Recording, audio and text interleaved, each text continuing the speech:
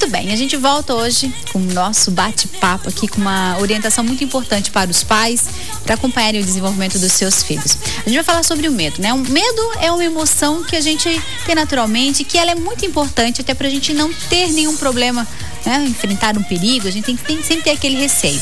Mas as fobias, ela já é um outro problema e que devem ser tratados. E a gente vai saber hoje como é que os pais podem evitar a influência que os pais têm sobre os filhos. E para falar sobre esse tema, hoje a gente tem o prazer de receber aqui a psicóloga Maria Luísa Bernardi, mais uma vez, seja muito bem-vinda. Sempre trazendo muita orientação, né? Isso que eu falei é verdade, os medos, eles surgem naturalmente, né? As pessoas acabam não falando, né? Tem medo daquilo, tem medo de outra coisa, mas é natural, tem que ter o medo, né? O medo é uma adaptação, né? Então, genética que a gente com desenvolver o ser humano. Então, ele teve contato com um animal perigoso e ele aprendeu que aquele animal oferece risco, né? Um exemplo, né? Então, tem medos que são bons, né? Que nos protegem do risco. São até alguns medos simples, né? Vai atravessar a rua, né? Fica atenção, tem que ter medo que um carro pode passar. São algumas situações naturais que a gente tem que ter até pra gente poder sobreviver dentro da sociedade, né? E se resguardar. Claro, eles nos protegem, né? Mas tem alguns medos que daí são exagerados, porque daí prejudicam a vida daquela pessoa. É verdade. Da criança. Pois é, e falando em especial de criança, hoje a gente vê que isso acontece muito em adultos terem alguns problemas em decorrência lá da criação, lá da infância onde os pais colocaram. Não coloca a mão aí que vai dar choque, a pessoa já fica receosa. Qual que é a influência dos pais, né, nessa criação de medo dos seus filhos? A nossa cultura ainda usa muita coerção, né? Através de botar medo na criança para que ela não vá fazer o que ela não deve fazer. Por exemplo, sair na rua. Porque sair na rua pode oferecer um risco para a criança. Ela não tem ainda muita noção do que é perigoso ou não, né? Que alguém pode passar e pegar ela, ou que ela pode se perder. Então, os pais usam essa coerção com a criança. Por exemplo, não vai lá na rua porque tem um bicho-papão, tem uma bruxa, tem um homem do saco. Acabam colocando medos, né? Imputando medos nessa criança. Como ela não tem uma maturidade cognitiva muito avançada como nós adultos, ela acaba fantasiando isso, né? Aumentando ainda mais o medo. Esse seria na questão do medo. Mas o medo é natural, a gente sabe que tem que ter, não pode ser exagerado. Mas até onde esse medo pode se transformar numa fobia? Ele se transforma em fobia ou não tem nada a ver? Ou é separado um e outro? Por isso, essa é a dúvida, né, de muitas pessoas. Depende como essa criança vai manifestar esse medo, né? Como ela vai significar esse medo e como ela vai manifestar isso, assim. A partir do momento em que esse medo passa a impedir essa criança de fazer as coisas normais no dia a dia dela, em que ela tem uma reação muito extrema emocional, de choro, de pavor, né? Pavor daquele objeto ameaçador, que às vezes ele não tem nenhuma ameaça, mas ela tem um pavor irracional sobre aquilo. Por exemplo, o medo de barata. É muito comum que as crianças tenham medo de insetos, né? Insetos, barulhos altos, né? Como trovões, foguetes, medo de escuro, medo de fantasma, de monstro. Então, se essa reação é muito exagerada frente a esse objeto ameaçador, aí sim os pais têm que pensar um pouco, assim, o que está acontecendo? Será que isso está prejudicando meu filho? Até que ponto isso está prejudicando? Ele está deixando de fazer as coisas na decorrência disso? Ele está chorando muito exageradamente? Isso está prejudicando a vida social dele, acadêmica, na escola, com os amigos? Esse ponto que às vezes essa falta de percepção dos pais que podem causar os problemas no futuro, né? Eu vejo pela questão que você falou do escuro, né? A gente sabe que pais que têm filhos pequenos, muitos deles têm medo de ficarem nos seus quartos, né? Dentro do seu quarto no escuro. E como é que o pai e a mãe podem tratar isso? É muito comum o medo no escuro, né? A criança desenvolveu o medo do escuro.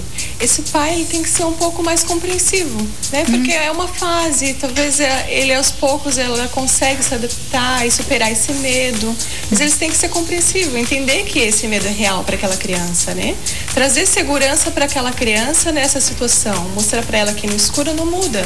É as mesmas coisas quando a luz está acesa, quando está apagada, conversar com essa criança, mostrar racionalmente esse medo, né? Que não é ameaçador tá no escuro ou tá com a luz acesa. Então, e ter uma compreensão, né? Não agir forçando a criança a ter esse contato, mas aos poucos mostrando para ela que esse medo é irracional. Um exemplo prático, esse medo poderia se transformar numa fobia no futuro se o pai não souber lidar da forma correta? Poderia, dependendo da forma como essa criança significa esse medo, né? E se ela é exposta a esse objeto ameaçador, sim. De que forma ela é exposta, de que forma é lidado com isso, de que forma as coisas se constroem. A fobia, então, na verdade, ela é decorrente de traumas através de alguns medos das crianças? Também. Ela pode desenvolver a fobia a partir de um trauma que ela teve. Por exemplo, a fobia é específica por carro, por andar de carro. Pode ter tido um trauma de um acidente ou ter visto um vídeo relacionado ao acidente, e isso desenvolveu um trauma para essa criança, ela criar uma fobia a partir daí. Às vezes ela nem sabe nem de onde surgiu aquela fobia, mas que existe e é de um fato decorrente do que aconteceu durante a vida dela. Uma situação traumática ou de como ela construiu as experiências dela, as contingências que ela teve no dia a dia dela, que construiu aquele medo. Exagerado ou uma situação que às vezes nem é tão ameaçadora. E a fobia, ela tem tratamento? Tem, sim. Geralmente o tratamento é psicoterápico, né? Existe uma técnica que a gente utiliza que é bastante eficaz, que é a técnica de dessensibilização sistemática. O que é isso, assim? A gente faz uma escala de ansiedade, onde a gente classifica do menos ansiogênico, aquela situação que causa menos ansiedade, para mais ansiogênica, e passa a expor essa criança ou esse adulto a essa situação menos ansiogênica, até que ele consiga lidar com aquela situação e passa para um pouco mais ansiogênica e assim por diante, até que ele consiga entrar em contato com aquele objeto sem desenvolver aquele medo excessivo, aquela fobia. Então é uma exposição gradativa àquela situação de medo ou aquele objeto de medo. O interessante é porque tem N situações, né? Não dizer, a pessoa, ela... várias situações que as pessoas podem ter, são várias fobias, né? Medo de escuro, medo de ficar num ambiente fechado, passar no elevador. Tem gente que vive a vida inteira subindo de escadas e vários andares com medo de ficar dentro do elevador, né? E às vezes sofrem com isso, né? E é bom saber que a gente pode tratar, isso que é importante. Sim.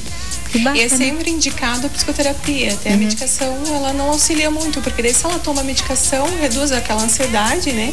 Ela vai experimentar aquilo, mas ela não vai ter aquela ansiedade que ela tem que trabalhar. Ela tem que lidar com essa ansiedade e conseguir reduzir essa ansiedade com o contato gradual com aquela situação. Que bacana. E daí essa fobia, às vezes, pode até se transformar num medo, porque a pessoa tem medo de andar de elevador, por exemplo, mas daí ela anda, porque esse medo não lhe causa o horror que é a fobia.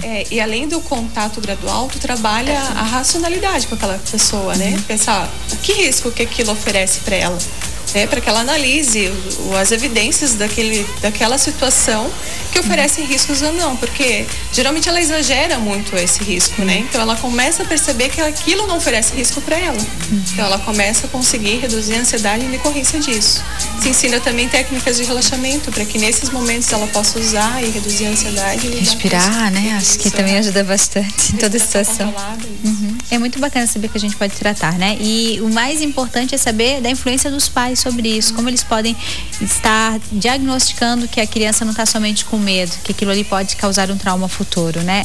Essa é a atenção, eles têm que dar essa atenção para os seus filhos. O ponto focal é esse, assim, para que eles possam identificar o quanto antes, porque o quanto antes tratado, melhor, né? Melhor. Porque o que pode ocasionar isso, né? Pode ocasionar outros transtornos, uma depressão, né? Porque essa criança vai ter que sempre expor aquela situação ansiogênica que às vezes é inevitável para ela, né? Se ela pode evitar, não vai causar tanto sofrimento. Mas se ela tem que sempre encarar essa situação, então vai trazer outros sofrimentos e pode ocasionar outros transtornos, como a depressão.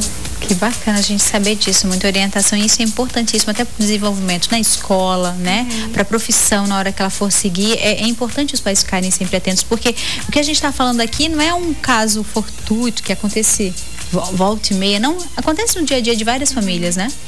E é muito comum para as crianças as fobias específicas, né? Que a fobia é relacionado a um objeto ou uma situação.